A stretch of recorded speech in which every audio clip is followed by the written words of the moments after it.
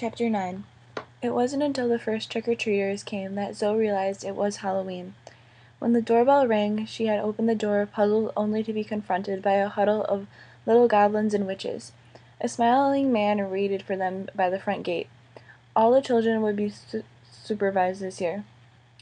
"Wait a minute," she said, trying to cover her fluster, and raced to find her mother's stash of 3 Musketeer bars.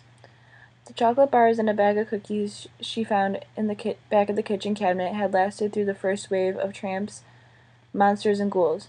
Now she was down to 3 jars of pennies her father kept on his dresser top. The pennies earned her some hostile looks. She was glad that children were mostly young. If they hadn't been, she'd have been sure to gain a trick or two tonight. In between visitors, she had changed into a long black evening gown of her mother's and combed her black hair carefully around her face. "I hope the added atmosphere will take their minds off the lousy treat," she thought. It still needed something, however. She went to the hall closet and rummaged through her jacket pockets.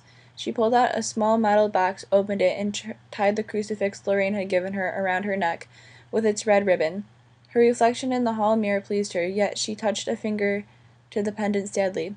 They hadn't spoken in 2 days. In fact, Zoe hadn't even seen Lorraine at school except for once in the hall yesterday, and Lorraine had turned on her heel and walked away. It was a relief, actually. She wouldn't have known what to say, how to explain. "I have to apologize," she told herself, just as she told herself over and over yesterday. But no matter how often she said it, she still couldn't seem to do anything. "I'm such a jerk," she suddenly said out loud, and snatched up the phone. The number jabbed automatically from her fingers, then she waited, almost holding her breath. The third ring was cut off short. "Hello?" "Diane." A reprieve, she thought. Time to ease into it. "Is Lorraine there?" "Oh, I'm sorry, Zoe. She's spending the night at her mother's." She didn't sound sorry at all. "She won't be back till tomorrow morning." "Well, thanks, Diane. Maybe I can call her there."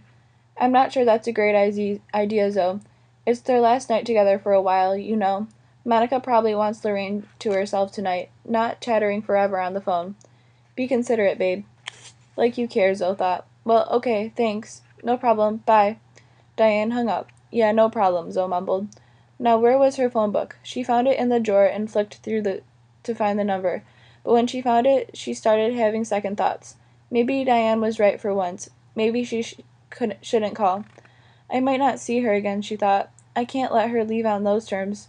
But Lorraine wouldn't be spending Halloween with her mother if I hadn't been such a turd," Zoe decided. "She probably doesn't want to talk to me."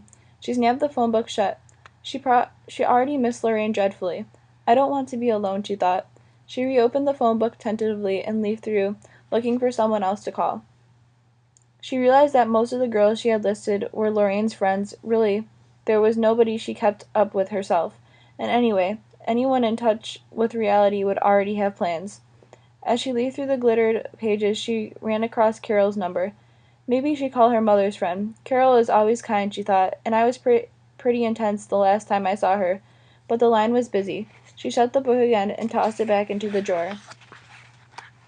Zoe was looking through her parents' records for some spooky organ music when the next group came. Among them was a nasty little girl in a nurse's uniform, who poked her tongue out when she saw the pennies being tipped into her bag. "She's lucky to get anything," Zoe thought. It's that or popcorn, and I know which one I would prefer." She found the record she was looking for after they left. The doorbell rang again, and Zoe dispensed more pennies. The organ music seemed to be quite effective. Eyes blinked and bags were held out hesitantly. She hammered it up a bit with the witches' lines from Macbeth as she dropped the pennies into the bag. "Eye of Newt was much more interesting than copper coins." The second jar of pennies was now half empty, and the groups arrived farther and farther apart. Zoe was getting sick of the organ music, so she turned the stereo off.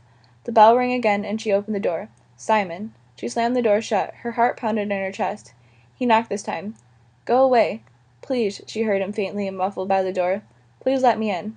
"Go away or I'll call the police." She shot the deadbolt home, trembling. "Why?" The voice was louder. "You know why." She leaned against the door, as if helping the locks to hold. "Oh God, I wish Lorraine was here," she thought. "You would have told the police about me already, if you were going to." "How do you know I didn't?" She hadn't, though. What could she tell them? She felt herself blush, that she stupidly walked down a dark alley at night where there had been a murder, and seen a boy eating a bird? If she was crazy enough to go there, would they believe what she saw? How do you know they're not waiting for me to let them know if you turn up? So I've lived the darkest lie of all. His voice was sad. I can recognize a lie. Why did she believe him? I can call them right now. She groped for a reason. I'll say you're trying to break in. But I can't come in unless you invite me. She heard a catch in his words, something like anguish. It didn't stop her from stepping towards the phone. His statement was absurd. It was just a bird, Zoe. You could see the feathers, surely. It sounded as if he was kneeling by the mail slot now, because his voice was clear. She froze. He knew exactly what was bothering her, as if he had read her mind. She pictured again his beautiful face smeared with blood. Yes, she had remembered the feathers later. She had seen no body, no human body, only crushed feathers. I was hungry. He sounded miserable. She shuddered. What kind of person ate raw birds? Could he be that desperate and hungry? Was he homeless and destitute enough to do that? Her disgust was almost tempted with pity. Or was he really sick, crazy sick? The pity fled, and she was shaking again. There had been a body later on that night in another place. She had read about it in the newspaper the next day. Her mouth was unbearably dry. If you're sick enough to do that, you might do other things. You might be the killer they're looking for. There, it was out. Let him know she was on to him. She turned, hugged herself, and leaned with her back against the door. That's not me. He sounded indignant. Maybe not, though she wasn't sure about that. But you're weird. I'll grant you that, he said quietly. There was silence just long enough to make her hope he'd left. She turned to the door again and cautiously bent down to the mail slot to look out. I know who the killer is. She jerked upright, sucking her breath in sharply. Was it him? Was he playing games with her? Then tell the police. They wouldn't believe me. Then why tell me? I don't know yet. I thought you could help. Help what, for Christ's sake? Bring him to justice? I have to. His voice was hoarse with emotion. She was shocked by the intensity of his feelings. She slowly crouched on the other side of the mail slot, trying to make sense of the confusion she felt. A minute ago she thought he was a crazed killer. Now she was wondering if he was an aspiring lunatic vigilante. God knows what was pushing him so far. Was it delusion? Why do you care so much? He asked, almost before she realized she was speaking out loud. He killed my mother, the voice broke. My God, Zoe thought. I believe him. I don't want to, but I do. He's the cause of my loneliness. Tears stung her eyes. But you've been spying on me. Damn it, she wasn't going to feel sorry for him. He was dangerous, crazy. You weren't on my back steps. Why? He didn't even try to deny it. Because you talked to me and I felt like a person again. Maybe I hoped to catch a glimpse of you through the window. Maybe I hoped you would come out and we could talk again. I don't know. Perhaps being close to you made me feel safe and real. Zoe, please let me in. I need you. She could feel the truth of it in his voice. If she turned from him, would it be an act of cowardice, another hospital room she couldn't cross? She stood up and pulled back the deadbolt. Oh God, she thought, I'm letting a crazy boy in the house. A crazy boy who eats birds. She slowly opened the door. He was tall and slim.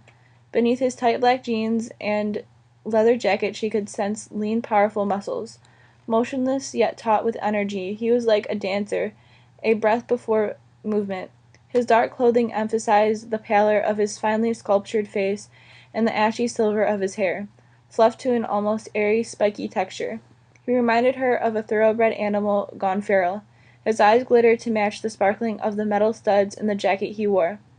She couldn't tell if it was just a light or if he had tears in his eyes, like she did. But he winced as if the light from the house were too bright, and averted his face before she could tell for sure. That's when she noticed he was carrying something under his arm. It appeared to be a painting. He held out a slender hand to her, but he made no move to enter. You have to invite me in, he said. I can't come in unless you ask. He waited for her answer with eyes lowered.